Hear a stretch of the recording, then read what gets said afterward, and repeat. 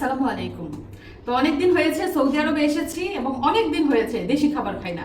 তো আমার সামনে রয়েছে অনেকগুলো দেশি খাবার যেগুলো আমি নিজের হাতে রান্না করেছি। তো এগুলো হচ্ছে খুদের ভাত, যেগুলো আমি বাংলাদেশ থেকে এনেছি, কিন্তু একদিনও রান্না করি নাই, আজকেই প্রথম রান্না করলাম। আমার আম্মাই খাইব খুদের ভাত না। এবং এদিকটায় রয়েছে দেখুন কয়েক রকমের ভর্তা। এগুলো হচ্ছে আলুর ভর্তা বানিয়ে তেলে দিয়েছি। এগুলো হচ্ছে কাঁঠাল বিচি দিয়ে চাপা শুটকির ভুনা। কাঁঠাল বিচি সৌদি আরব থেকে কিনা হয়েছে। আর এইখানে রয়েছে টমেটোর ভর্তা, লাল লাল টমেটোর ভর্তা। এছাড়াও এখানে রয়েছে চাপা শুটকির ভর্তা, কাঁচামরিচ দিয়ে বানিয়েছি। তো 4 রকমের ভর্তা দিয়ে এখন খাবো খুদের ভাত। মিশারি, তুমি মার হাতে নলা খাইবে না? নলা খাওয়ার জন্য বসে আছে, তুমি কি দিয়ে খাবো বলো? আলুর ভর্তা, শুটকির ভর্তা, এটা হচ্ছে শুটকির ভুনা, এটা হচ্ছে শুটকির ভর্তা, আর এটা হচ্ছে টমেটোর ভর্তা। তো এগুলা রান্না করতেছিলাম আর আমার মার কথা মনে পড়ে গেছিল, কারণ আমাদের বাড়িতে যখন আমি যেতাম তখন মাকে বলতাম সকালের নাস্তায় খুদের ভাত আর ভর্তা রান্না করার জন্য। আম্মা এই যে খুদের ভাতের মধ্যে আবার পেঁয়াজ দিয়েছি না, পোলার মতো করে রান্না করেছি। হ্যাঁ খাবে না? খাও খাও, জাল না তো খুদের ভাত। আমার বাবা কি দিয়ে খাওয়াবো? টমেটোর ভর্তা।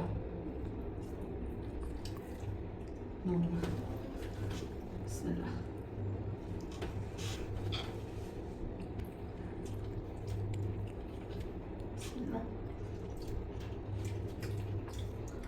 টমেটো হচ্ছে সৌদি আরবের, কিন্তু আমাদের দেশি টমেটোর মতোই মজা, টক টক। কাঁঠাল বিচি দেখো, কাঁঠাল বিচির ভুনাটা আবার ঝাল হয়েছে, এই জন্য শুধু বিচি দিতেছি না তো। আল্লাহ, লেবু কাটতে ভুলে গেছি। দেশি লেবু ছিল ঘরে অনেকগুলা। দেখ লেবু ছাড়া কি মজা লাগে ভর্তা, বলেন তো?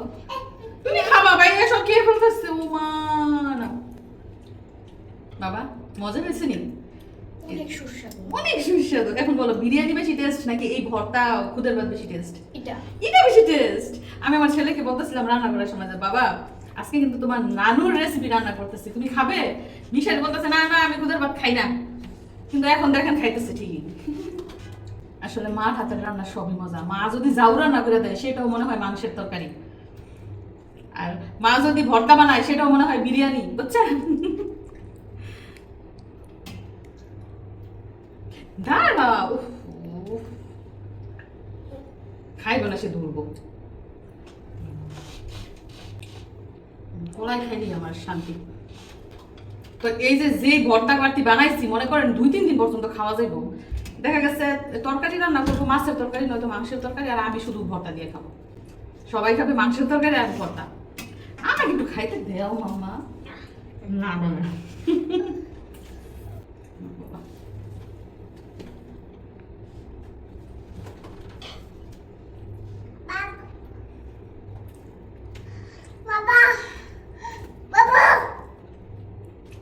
তো এইসব খাবার তো বাংলাদেশের জন্য একদম কমন, কিন্তু সৌদি আরবের মাটিতে বসে এই যে দেশি খাবার খাচ্ছি, এটা কিন্তু আমাদের জন্য একদম আনকমন জিনিস।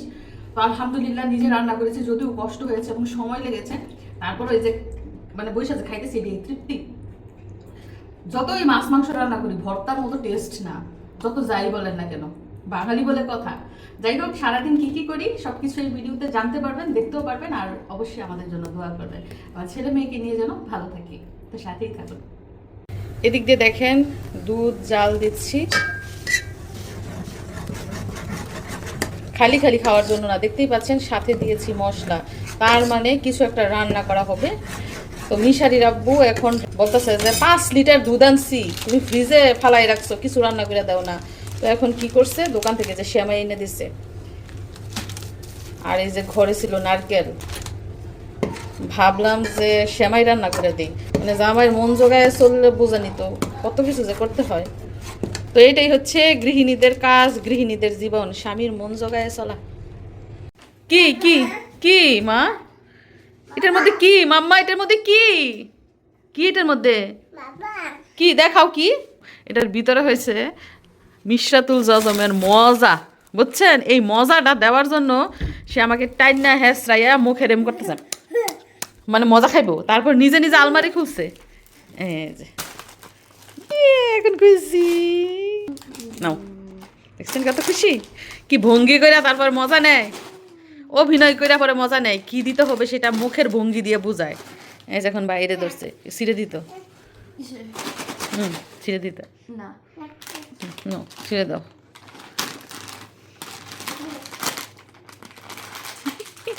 খুশি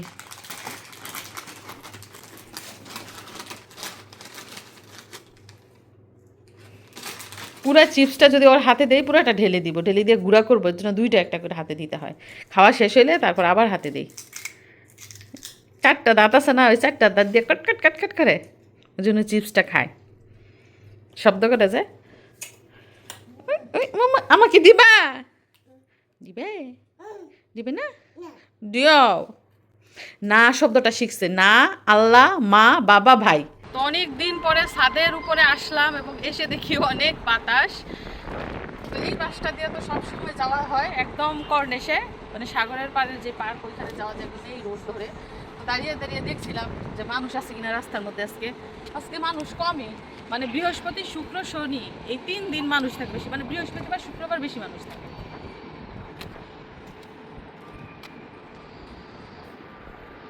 এদিক দিয়ে দেখা যাচ্ছে দোকানপাট, রেস্টুরেন্ট সব খোলা, মানুষের চলাচল আছে। কারণ সময় হচ্ছে এখন মাত্র রাত 9:30।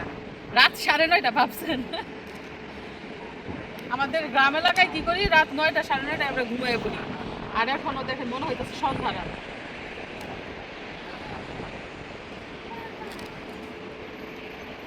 আকাশে ছোট্ট একটা চাঁদ দেখা যাইতেছে না, তারা এটা। আকাশটা দেখেন মেঘলা মেঘলা লাগতেছে, বৃষ্টি আসবে কিনা, আবার বাতাস। এই বৃষ্টির ফুটা পড়ছে মিশারি, তুমি পাইছো ফুটা? এই যে দেখেন, দেখছেন বড় বড় ফুটা ফুটতেছে, যে এই যে ছাদের মধ্যে বড় বড় ফুটা। এই বৃষ্টিতে ভিজা দরকার ছিল। কতদিন পরে আমরা সৌদি আরবে বৃষ্টি দেখতেছি না? হইবনি বৃষ্টি। বাংলাদেশে গরমকালে বৃষ্টি হয়, সৌদি আরবে শীতকালে হয়, কিন্তু আজকে গরমকালে কি আমরা বৃষ্টি দেখতে পাবো কিনা? ইয়ে বাবা, কেমন লাগতেছে? মিশরাত কি বৃষ্টিতে ভিজানো দরকার? এদিকে আসো। ওইদিকে যায় না বাবা, পড়ে যাবা।